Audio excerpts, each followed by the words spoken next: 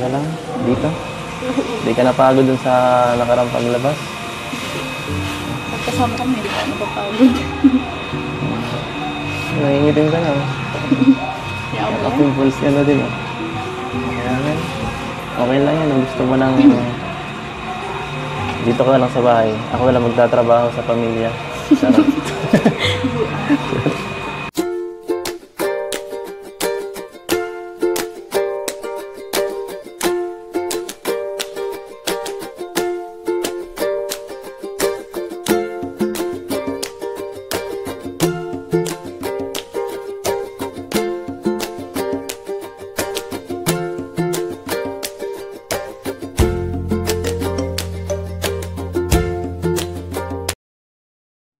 Ayun, shoutout po. Welcome to my YouTube channel, Roselski TV. At nandito po tayo para reaksyonan ang mga clips kong kinuha sa part 78. Ito po ay yung magagandang usapan ng dalawa. Kalingap Edo sa ni Biancy. At pumili po tayo ng mga palitan ng kanilang usapan. At dito po tayo sobrang kinilig sa kanilang dalawa. At eto po, panoorin na po natin. Hindi ka ba sanay ng may ng may jowa? Ayan. Dahil mo naman tinatago,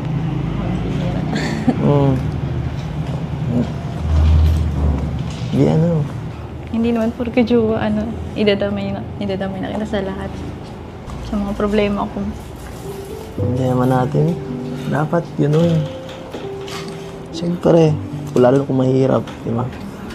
Dapat gusto kong tumulong Lalo na kung kaya ko naman makatulong. Saka isa pa, iba na tayo ngayon, Hindi na kagaya nung dati na ganyan. Ano lang, ma-vlog lang. Ano ba?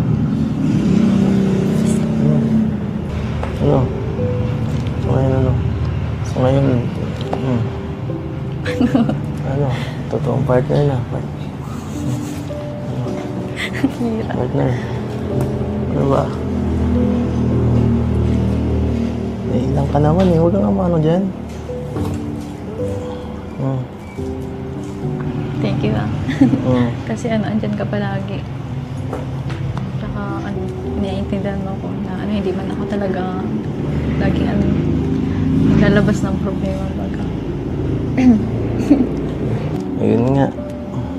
Pangiti-ngiti ka lang kahit may problema na. Minsan kung saan ka naglalabas ng sama ng loob. Social media, sa gaya ng sinasabi mo. Doon ko na lang binabasa minsan ng mo Hindi kasi ako sanay maglabas ng problema. Tsaka pag kaya ko pa naman, hindi ko talaga. Hindi ko sinashare. Sinasolo ko muna. Lalo sa mga mahal ko sa buhay. Isa ka na dun. Okay?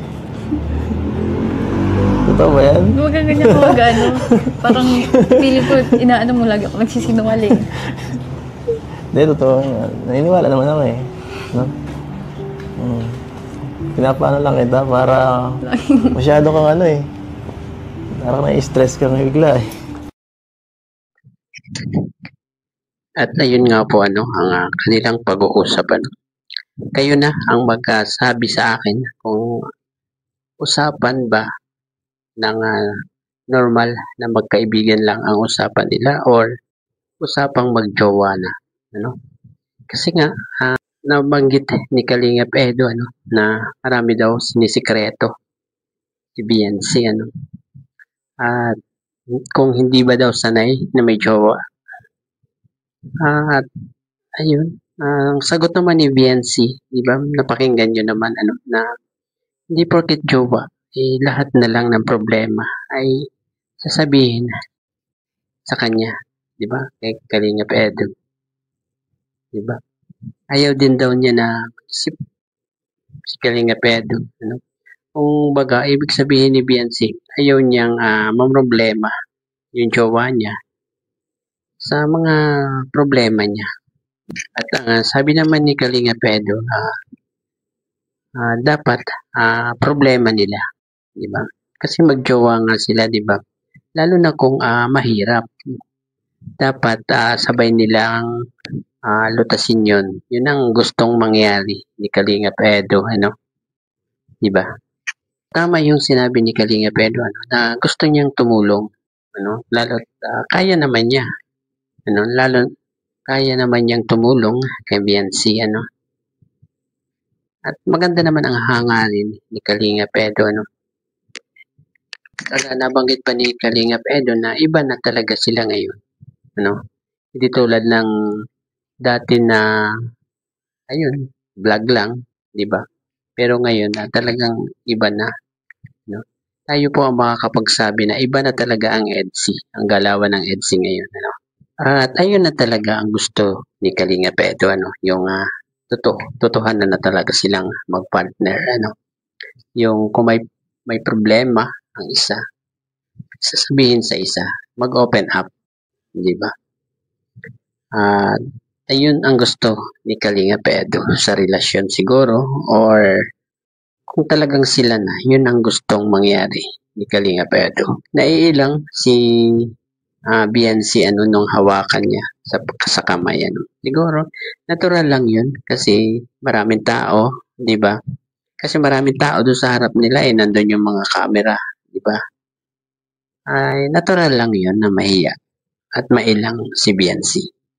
Pero nagpasalamat naman si Biancy kay Kalinga Pedro kasi naunawaan ni Kalinga Pedro si Biancy kung bakit hindi agad-agad siya nag-open up kasi yun nga, ayaw niya mag-open up agad ng mga problema, lalo't kaya pa naman niya, di ba?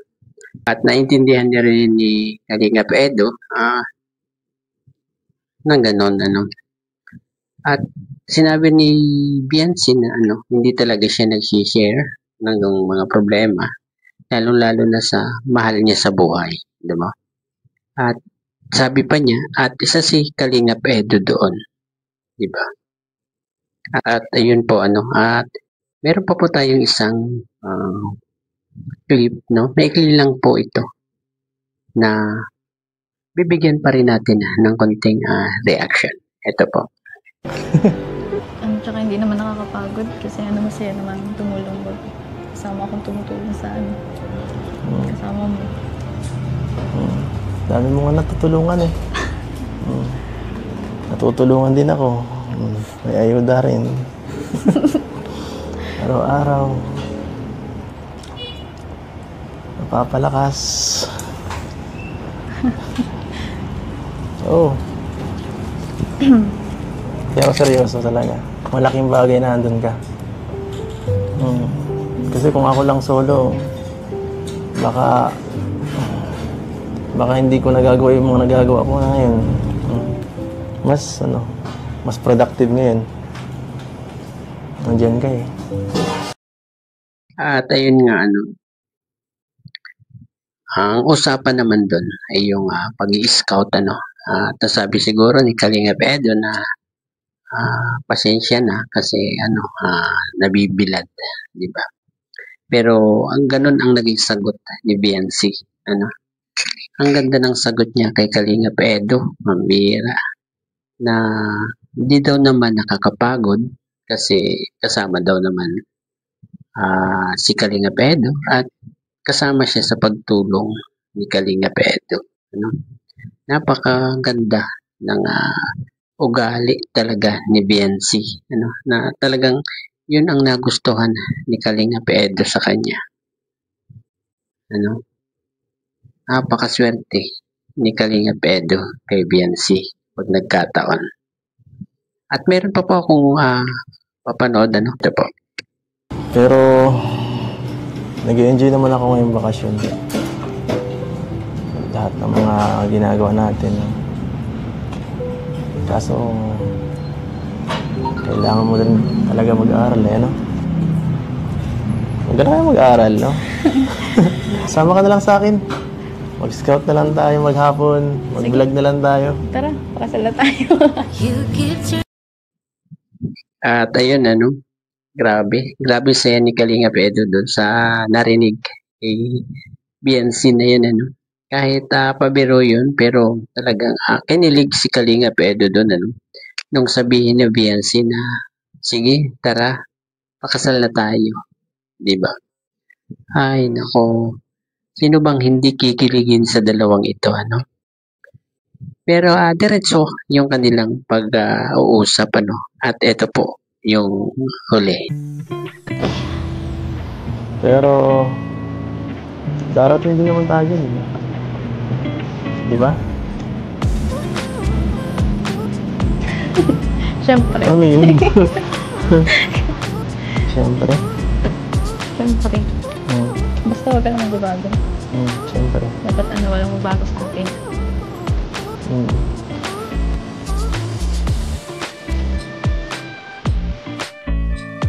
At ayun nga po, yung pag-uusap nila, Talagang tinanong talaga ni Kalinga Pedro na darating din naman tayo doon, di ba? Siguro yung pagpapakasal, At tumango si BNC, sabay pindot. At sabi niya, syempre, di ba? At doon ako sobrang pumilig sa kanilang dalawa. Pambira.